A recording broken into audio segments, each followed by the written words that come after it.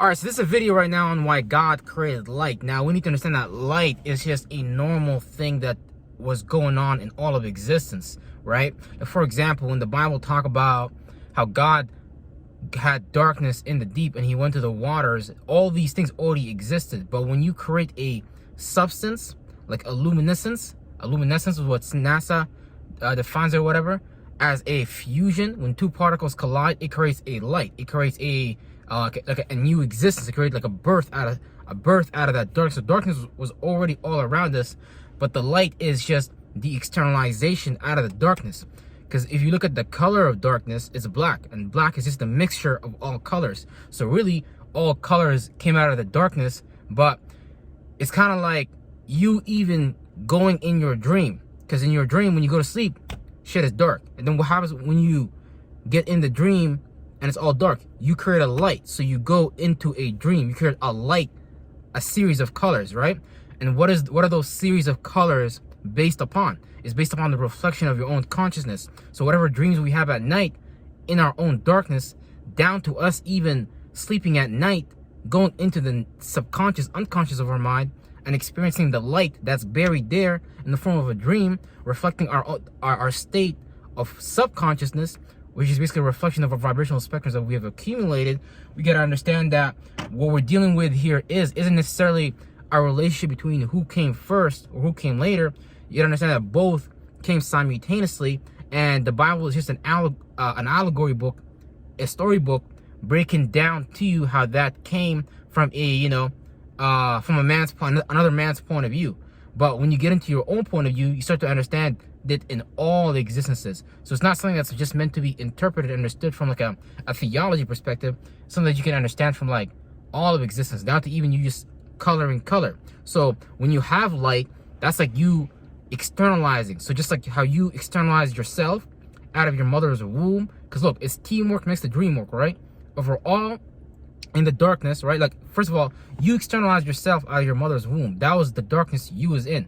You was still in the subconscious. You was still unaware of yourself. And then when you came out of your mother, you became aware of yourself. You started crying. Now, you was aware of yourself before that, but inside of the darkness of your mother, inside of that darkness, the old darkness, that big old darkness, you was aware of yourself, just on low percentages, right?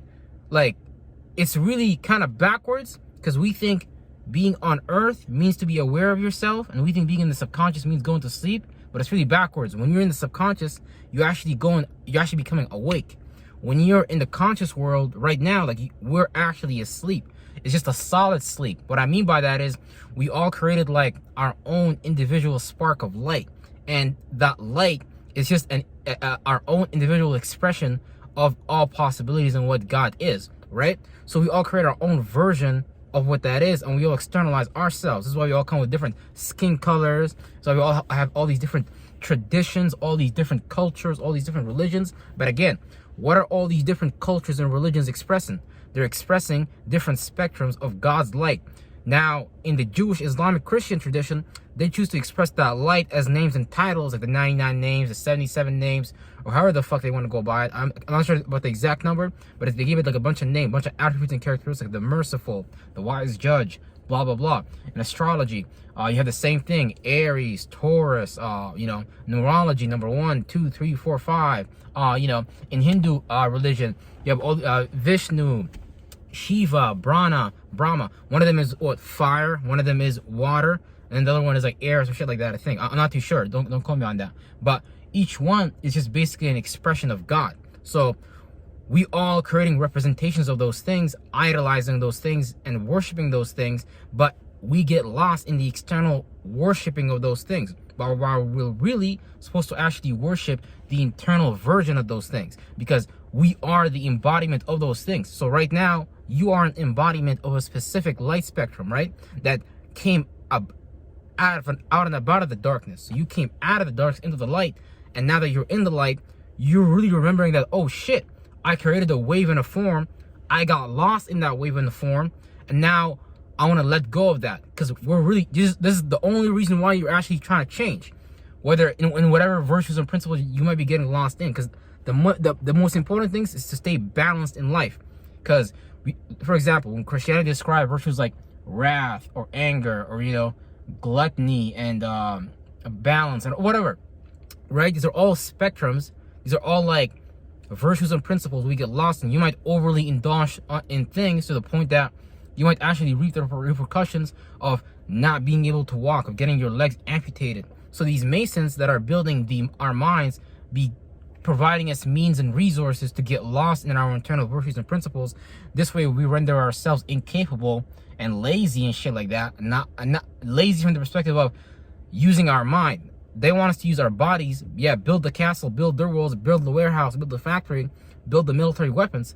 But they don't necessarily want you learning about what you're here for. It was just fulfilling your North Node, fulfilling your destiny and things like that. So that's what you're here to do. You're here to fulfill your destiny. You're not necessarily here to worship another man's externalization of the overall within this space, right?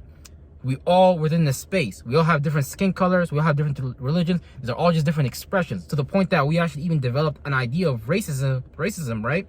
Having the concept of the superior race, which I'm pretty sure that was a Jew, a Jesuit or a Mason from a geographical location. Maybe they didn't have that name, but it was the warlock, the witch, the wizard running the population in the area, making the people kind of believe they are superior so they can get into their ego, the root chakra energy, so they can be used for some type of warfare, you know, taking over a geographical location. And obviously not, and you know, so you get like indigenous people and you get colonizers and things like that. People go on lands that so quote unquote wasn't supposed to go on, but it's not how life works, right? It's really, you can see all around you. The world is basically the strong eats the weak. So the same things we playing out down here, because we just literally, like, we just in a cell. The same way you're inside of a cell, like the same way you got cells inside of you, you're inside of a unit. And just like how you have cells inside of you, that one unit is surrounded by many other units. So just like that, we're in this space, we look like humans, we have different virtues and principles, but we're inside this space being influenced by many other spaces around us, right? Just like how when you talk to someone outside of you, right? Someone can talk to you, they can use their visible means to affect your invisible means, like affect your internal mentalities, your feelings, your thoughts, and things like that. Or someone can affect you visibly with their invisible means. So that just means kind of like indirectly, with their presence, with their aura, with their accumulation of thoughts and feelings, which turns into an activated toroidal field, which when you're in near a vicinity of someone, it affects you and you can feel it if you're spiritually in tune, or that person's water cycle, that person's aura is not dull, is not numb, it's actually activated and charged up. So it becomes a planetary force that you can actually feel. You know what I'm saying? So don't get lost in these things these Masons made. All these things these Masons made, it's just things that they're using to build our minds. Like, look, 20 years ago, men and women weren't into LGBTQ on such a high scale. But because of the population agenda, the depopulation agenda, and the population control, and the people like me that are coming out that are getting smarter and actually providing the real knowledge for the people, now they gotta amp up their distractions more than ever. Now they gotta control people more than ever, because if they don't, they risk things getting too out of control, and then they think they're doing this for their fucking God and shit like that, and they gotta sacrifice the people for God and blah blah blah to maintain order. But it's really just being demons. They really just don't want to let go of whatever they've accumulated, and they know they can't even hold on to these bodies, so they're trying to create some other metallic robotic type bodies. But even those ones, you're not even gonna hold on to those forever. And even if you put yourself inside of a chip, that's just gonna be like a copy of you. It's not necessarily gonna be you though. Like, you're gonna be long gone, and you're gonna pay the fucking price for the shit that you was doing. Now, if you know how to take responsibility for the shit that you was doing, okay, it's a different story. But I highly doubt doing shit on this magnitude. You know, now look, the regular average Mason, they don't know what they're doing. But the warlock priest, the king of the warlocks and shit like that, yeah, them motherfuckers, they know exactly what the fuck they doing. So don't necessarily get lost in anything that these Masons give you, and understand that we create light as a collective group.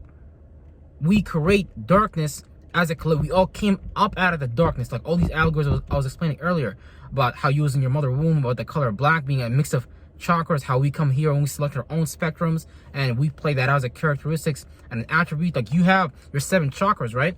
You as an observer create these 7 chakras with their own character, and you have your own version, and you like to do that way. One person was like, I like to do my root chakra this way. So I have my root chakra in Leo. I like to do it this way. I have my sun in Virgo. I'm like, yeah, this is how I see things.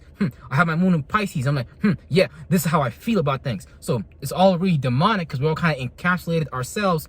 We brought the infinity and created into a finite, which is not bad because we're learning and we're expanding by contracting and going through these experiences. So it's not good or evil, right or wrong. It's just that you as a spirit, just like these spirits that come from trees as leaves, as part of the overall unit of a tree, or, you know, from an animal perspective or a bug perspective, there's accumulating experiences to get into a bigger shape and form to play out their characteristics and attributes, because we're all creating our own version of those things via speculating and via objectifying. I wouldn't be able to make this video right now if I didn't have my own ability to speculate on the objectivity of reality and reverse engineer it and understand the speculation, the darkness behind reality, so I can actually bring it back into the light. So that's like me doing a revolution. But see, these Masons, they don't let you guys do that revolution. They let you guys just get stuck in an energy, like the energy of the J especially. They don't let you guys go to Uriel. They don't let you guys like separate from your energies, let that thought, let that feeling go. They give you tools to do it, but it's not sufficient enough. They tell you, oh, you better hold on to Jesus. They don't tell you Jesus is just an objective interpretation of the sun, and the Christ is just an objective allegory about the Kundalini rising and things like that. So they don't really explain to you these things. They get you lost in these things, but they won't tell you what those things are. See, they getting you fucking lost. That's the thing, and they fucking know that. You fucking know that, Jew. You fucking knew that, Mason. Stop fucking playing. And yeah, I'm gonna go do some real shit right now. All right, peace out.